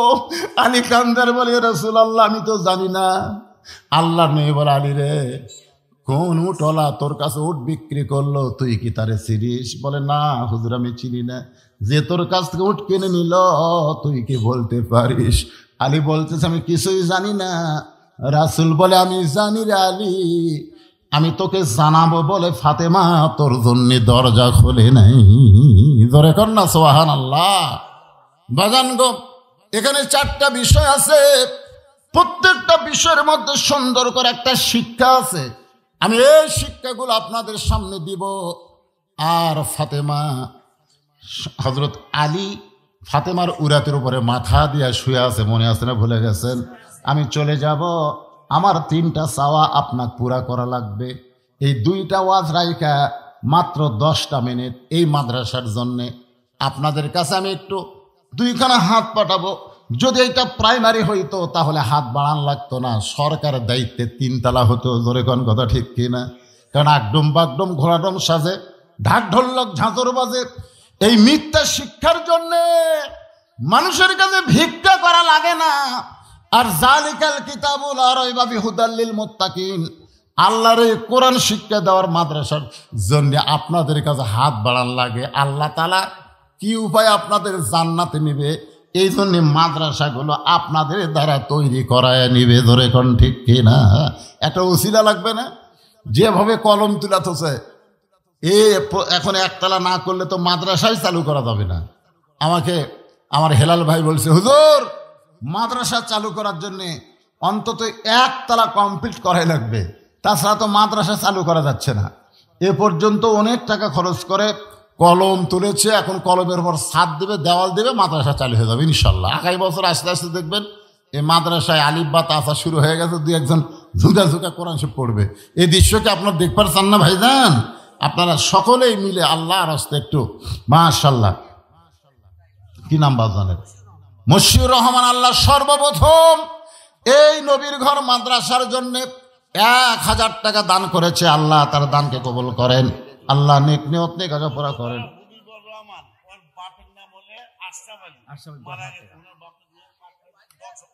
লিল্লাহি তাকবীর। ভাইজান শোনেন, একটা ব্যক্তি দান দিবেন না উঠে যাবেন না। আপনি দান দিবেন না বসে থাকেন ভাই, আপনার ওটার কারণে মাহফিলের সামান্য যদি ক্ষতি হয় আল্লাহ আপনার ঈমান আমলের ক্ষতি করে দিবে। কারণ কোরআনের মাদ্রাসার জন্য আশরাফ আলী মারা গেছে, তাই না? রুহের মাগফিরাতে তার ছেলে 10,000 টাকা দান করেছে। আমরা একটু দোয়া করব, আল্লাহ আশরাফ আলীর কবরকে জান্নাতের টুকরা বানায় দেন বিরহমাতিকা ইয়া আরহামার রাহিমিন। ডাক্তার আজাদ পপুলার ডাক্তার, কোনটা সেটা? 5,000 টাকা মাশাআল্লাহ। পালস ডায়াগনোসিসের মালিক, পালস ডায়াগনোসিসের মালিক ডাক্তার আজাদ সাহেব 5,000 টাকা দান করেছে নগদে। আল্লাহ তার দানকে কবুল করেন, আল্লাহ নেক নিয়ত নেক আশা পুরা করেন, আল্লাহুম্মা আমিন। আচ্ছা ঠিক আছে। আলমগীর হাফেজ, আলমগীর হাফেজ আলমগীর 2,000 টাকা দান করেছে। আল্লাহ তার দানকে কবুল করেন, আল্লাহ নেক নিয়ত নেক আশা পুরা করেন, আল্লাহুম্মা আমিন। সাজ্জাদ 1500 টাকা দান করেছে। আল্লাহ সাজ্জাদের দানকে আল্লাহ আপনি কবুল করেন, আল্লাহুম্মা আমিন। ব্যাগ না ঘুরতেছেন কেন? ব্যাগটা তুলবেন, মেয়েদের মধ্যে দান, মেয়েদের মধ্যে তুলতেছে, তোলা শেষ। হ্যাঁ, মায়েদের মধ্যে বিশ্বস্ত লোক আজগবি একজন যান না যায় টেকালে কিন্তু আরেক দিকে দৌড় মারবি, পরে খোঁজ পাবেন না। বাচ্চু, ও বাচ্চু মারা গেছে, তার স্ত্রী 1500 টাকা দান করেছে। আল্লাহ বাচ্চুর কবরকে জান্নাতের টুকরা বানায় দেন, আল্লাহুম্মা আমিন। হেলাল ভাই শোনেন, মেয়েদের মধ্যে বিশ্বস্ত লোক পাঠান ভাই, শেষে টাকা তুলে আরেক হিরোইন কর গাঁদা করে বেশি লাগে, এখন পরিবেশ খুবই খারাপ। ওয়াল আসরে ইন্নাল ইনসানা লাফি খুস ইল্লাল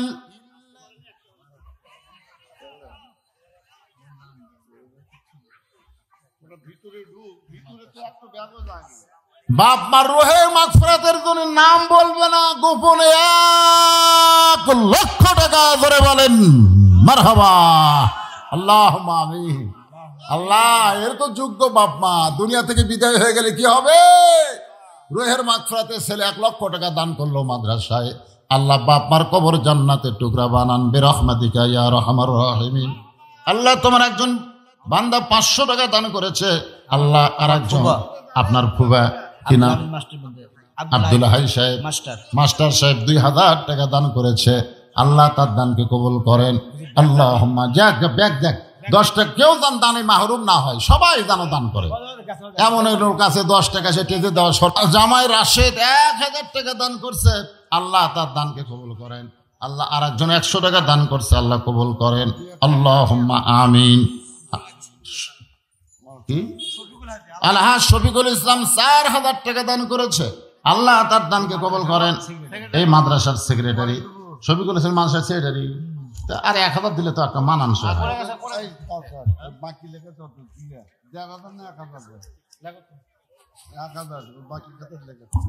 আপনারা বসেন, এখন আবার আলোচনা শুরু, আর আদায় লাগছে, পরে আপনারা আদায় করবে। সুলতান মাহমুদ 500 টাকা দান করছে, আল্লাহ কবুল করেন। এক টানা আসর পর্যন্ত হবে, আর কোন আদায় টাদায় নাই, সব চাপে বসেন তো, চাপে বসেন। কি সুন্দর বসা ছিল রে, টাকা দেওয়ার কথা শুনে শয়তান তুলে দেয়। কে? আলহাজ আব্দুল মান্নান উসরুন 1100 টাকা দান করছে, আল্লাহ তার দানকে কবুল। আপনার একটু ধৈর্য ধরার কারণ টাকা কি কম আদায় হলো? দেখেন টাকা ঠিক, কিন্তু ওই যে মিন শারিল ওয়াসওয়াসিল খান্নাস করছে, আর ওয়াজ হবি রে, আদায় শুরু করছে, আর ওয়াজ হয়।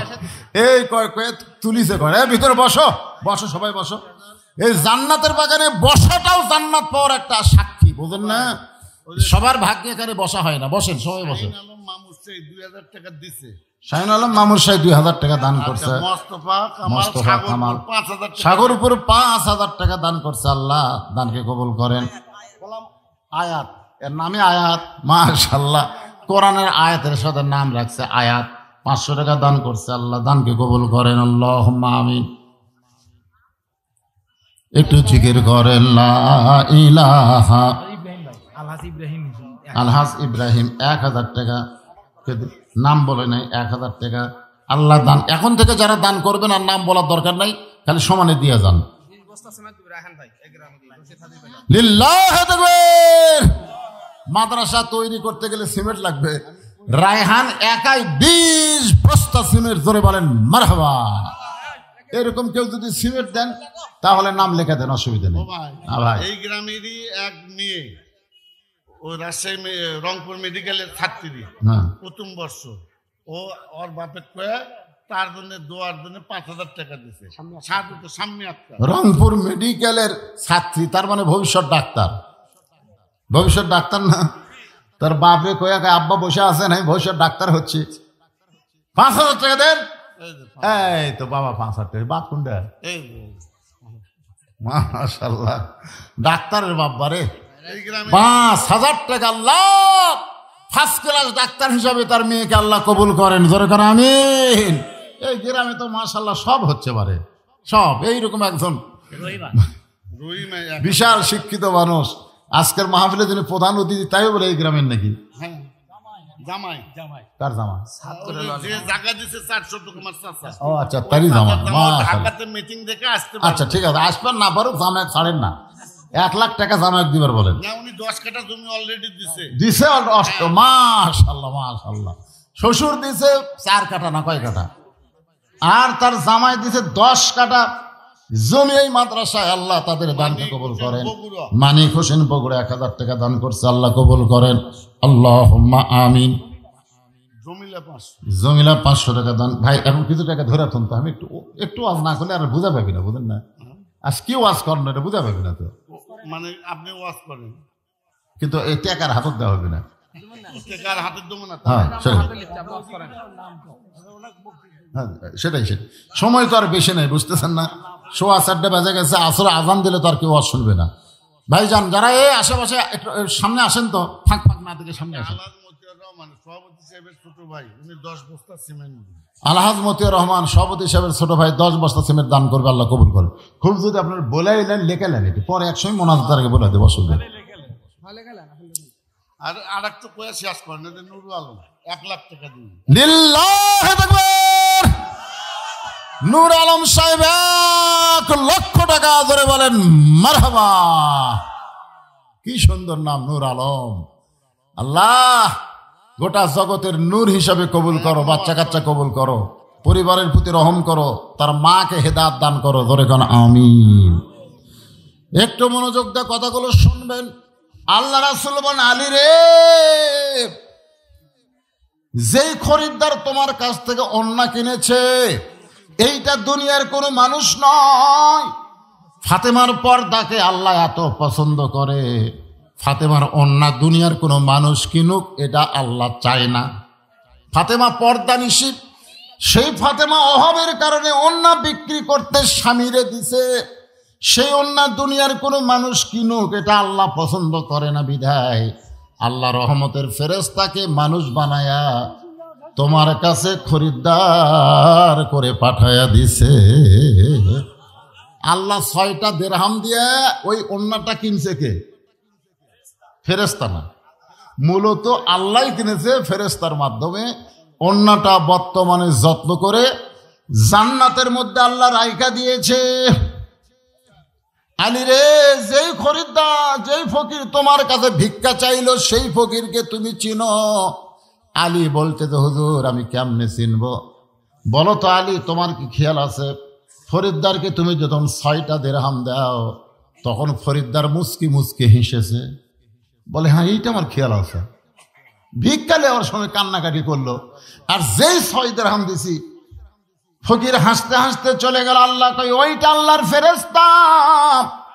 তুমি আল্লাহর কোরআনকে বেশি মহব্বত করো না তোমার সন্তানকে বেশি মহব্বত করো? এইটা আল্লাহ পরীক্ষা করেছেন, লিয়াবলুয়াকুম আইয়ুকুম আহসানু আমালা। তোমাদেরকে সুন্দর আমলের পরীক্ষা করা হবে। সুন্দর আমলের পরীক্ষা কি? তুমি তোমার সন্তানকে বেশি ভালোবাসো না তুমি আল্লাহর কোরআনকে বেশি ভালোবাসো? তুমি আল্লাহর কোরআনকে বেশি ভালোবাসার কারণে সন্তান না খায় আছে, ওইদিকে তোমার খেয়াল নাই। তুমি ফকিরকে 6টা দিরহাম দিছো, কিন্তু তুমি মনে মনে নিয়ত করছো, ওমা তুনফিকু মিন শাইইন ফি সাবিলিল্লাহি ওয়াফা ইলাইকুম, আমি যদি আল্লাহ দিই আল্লাহ আমাকে ফেরত দিবে।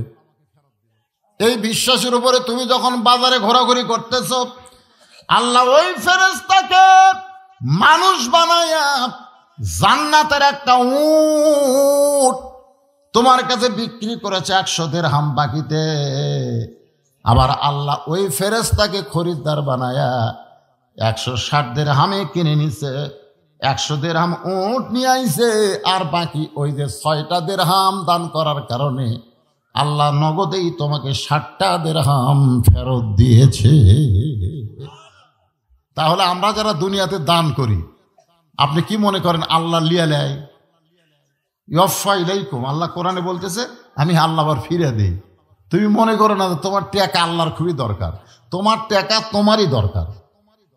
আজকে যারা মসজিদ মাদ্রাসা নির্মাণ করতেছেন, এগুলা কিন্তু আল্লাহ নিচ্ছে না। আল্লাহ যেভাবে হোক 10 গুণ, কমপক্ষে 10 গুণ, অনেক অন্য জায়গাতে আছে 700 গুণ, 10 গুণ আকারে আল্লাহ আপনাকে দুনিয়াতে ফেরত দিচ্ছে।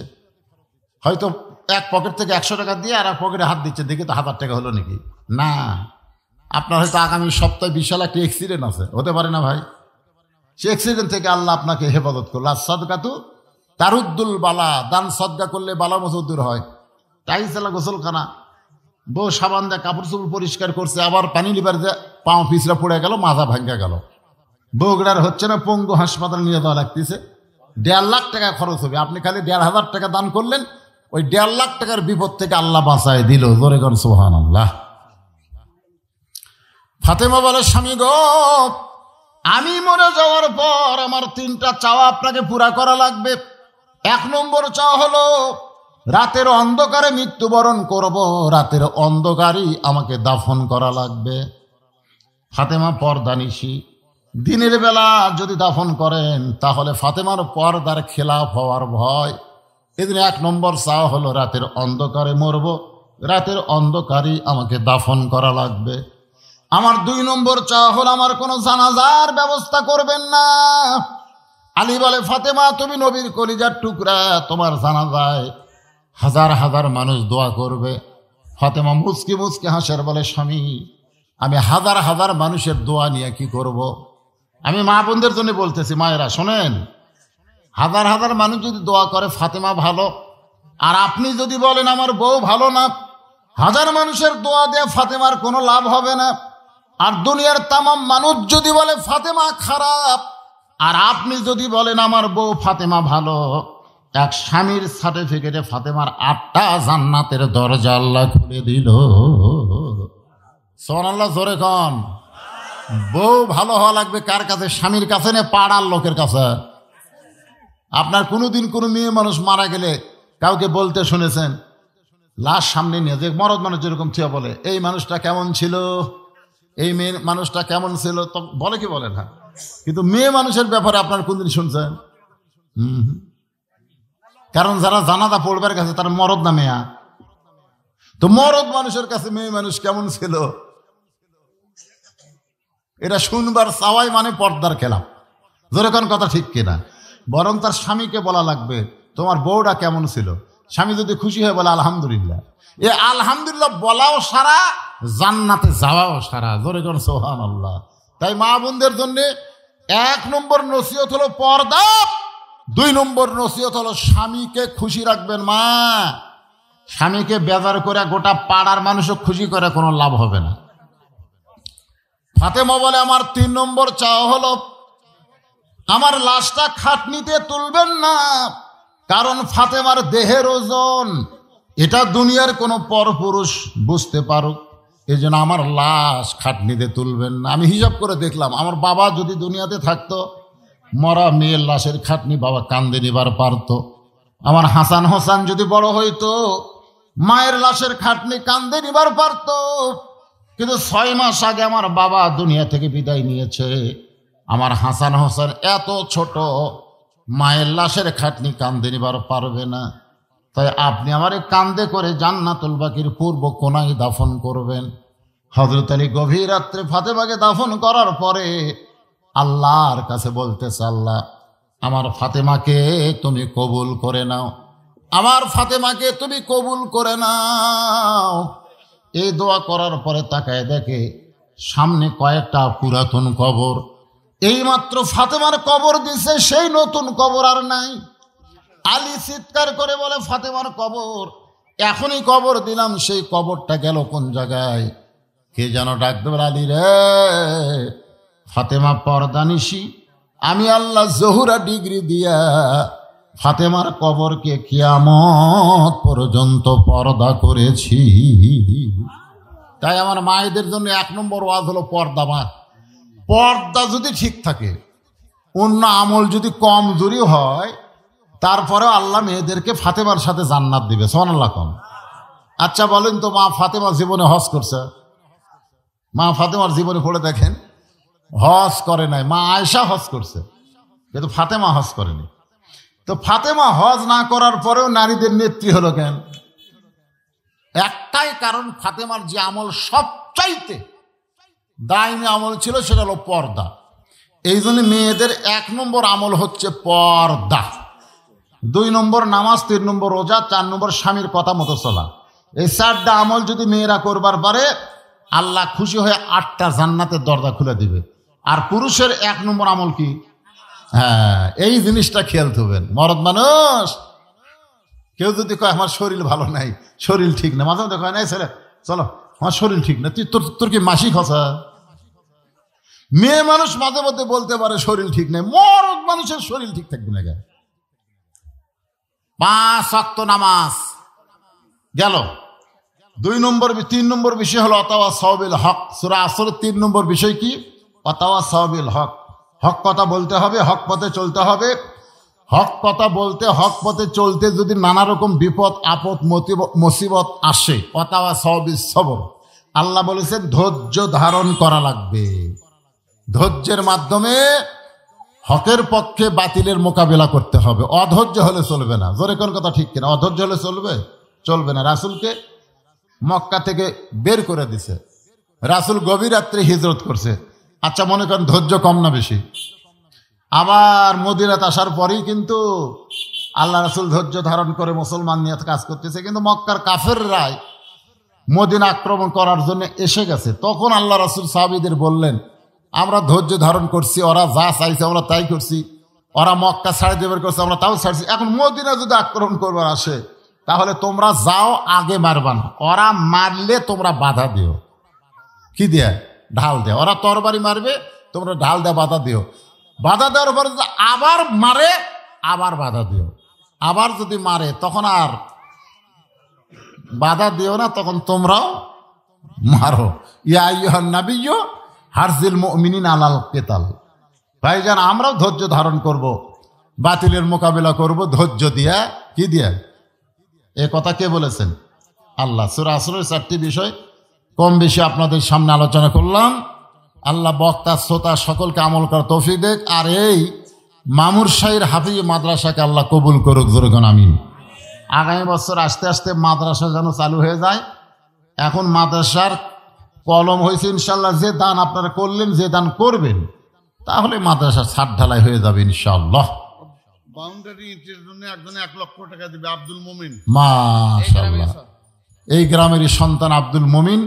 এই যে মাদ্রাসার বাউন্ডারি ঘর করা লাগে, ছাদ ঢালাই দিয়ে কাম হবে। হ্যাঁ, 1 লক্ষ টাকা দান করলো, আল্লাহ তার দানকে কবুল করেন, জোরে কোন আমিন। তাহলে এ পর্যন্ত 3 জনের কাছ থেকে আমরা 3 লাখ টাকা পেলাম। 3 লাখ শুনলেন না? 3 লাখ টাকা আমরা 3 জনের কাছ থেকে ঘোষণা পেলাম। তারপরে বাদ বাকি তো উঠলই, সিমেন্টও দিবে। কাজ শুরু হলে কিন্তু আবার দেখবেন কতক লোক প্রকাশ্যে দিবার পছন্দ করে না, গোপনে তারা দান পছন্দ করে। এরকম লোক আছে না নাই?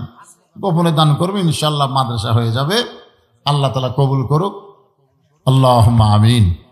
আল্লাহুম্মা আনতাস সালাম ওয়া মিনকাস সালাম, তাবারাকতা ইয়া যাল জালালি ওয়াল ইকরাম। আয় আল্লাহ তাআলা, দীর্ঘ সময় সূরা আসর থেকে আপনাদের সামনে আলোচনা করলাম, বিশেষ করে নামাজ আর নারীদের পর্দাকে নিয়ে আলোচনা করেছে। আল্লাহ মেহেরবানি করে আজকের মাহফিল আমাদের সকলের হেদায়েতের জন্যে, নাজাতের জন্যে, জান্নাতের জন্যে কবুল করে নাও। এই মাহফিলের শুরু থেকে শেষ পর্যন্ত যত আলোচনা হয়েছে আল্লাহ, এর মধ্যে যদি ত্রুটি হয়, ভুল হয়, মাফ করে দাও। এর যা হাদিয়া মঞ্জুর করো, সোনার মদিনায় নবী পাকের রওজা মোবারকে পৌঁছে দাও। আল্লাহ, আমরা যারা হাত তুলেছি, আমাদের জনম দুঃখনী মা বাবা যাদের কবরে চলে গেছে, মা বাবার কবরকে জান্নাতের টুকরা বানিয়ে দাও। যাদের বাপ মা কবরে গেছে সকলে বলেন রব্বি রাহমহুমা কামা রব্বায়ানি সগীরা, রব্বি রাহমহুমা কামা রব্বায়ানি সগীরা। আল্লাহর কিন্তু বাপ মা নাই। দেখেন, আল্লাহ আমাদেরকে বাপ মার জন্য দোয়া করার জন্য শিক্ষা দিয়েছে। তার মানে আল্লাহ বাপ মাকে কত গুরুত্ব দিয়েছে। আল্লাহ, যাদের বাপ মা কবরে গেছে, আল্লাহ বাপ মার কবরকে জান্নাতের টুকরা বানায় দেন। আমার হেলাল ভাইয়ের বাবা মসজিদের পাশে শুয়ে আছে, আরে কত মহব্বত করতো, কয়েকবার আমার বাড়িতে গেছে। আল্লাহ, এলাকায় যত মাহফিল হতো প্রত্যেক মাহফিলে গিয়ে আমাকে বাপজান বাপজান বলে ডাকতো। আজকে মসজিদের পাশে তার কবরের কাছে দাঁড়াইলাম। আজকে থাকলে বুকের সঙ্গে চাইবা ধরে আমার কবলে চুমা দিত। আল্লাহ আল্লাহ, কবরকে জান্নাতের টুকরা বানিয়ে দাও। তার পাশে তার চাচা শুয়ে আছে। আল্লাহ আল্লাহ, যে কয়টা কবর মামুর শাহী গোরস্থানের সমস্ত কবরকে জান্নাতের টুকরা বানিয়ে দাও। আল্লাহ, এই মাদ্রাসাকে মহব্বত করে নগদে বাকিতে আজকে যারা দান করেছে, আল্লাহ সকলের দানগুলোকে জান্নাতের বিনিময়ে কবুল করো। আমার মা বোনেরা পর্দার অন্তরালে বসে বসে আলোচনা শুনেছে, আল্লাহ আবিদা সালিহা পর্দানিশী কবুল করে মা ফাতেমার চরিত্র দান করো। আজকের মাহফিলের সম্মানিত সভাপতিকে আল্লাহ তুমি কবুল করো। আল্লাহ, আজকের মাহফিলের বর্তমান ভারপ্রাপ্ত চেয়ারম্যান, সামনে ইলেকশন আসতেছে, আবার চেয়ারম্যানের পদে দাঁড়াবে। আল্লাহ, এছাড়াও আর একজন যুবক আল্লাহ যুবলীগের সভাপতি দোয়া চেয়েছে, আল্লাহ তুইজ্জুমান তাশা, তুমি যাকে সম্মান দিও দাও, তাকে সম্মানের মালা পরায় দিও আল্লাহ। এই আল্লাহ মেহেরবানি করে অত্র এলাকার প্রতি রহমত বরকতের দরজা খুলে দাও। গোটা বিশ্বের মুসলমানকে হেফাজত করো। ফিলিস্তিন মুসলমানকে আল্লাহ আপনি মাফ করে বাইতুল মুকাদ্দাস মুসলমানকে দিয়ে দেন। পৃথিবীর মানচিত্র থেকে ইহুদিদেরকে আল্লাহ চিরতরে ধ্বংস করে দেন আল্লাহ।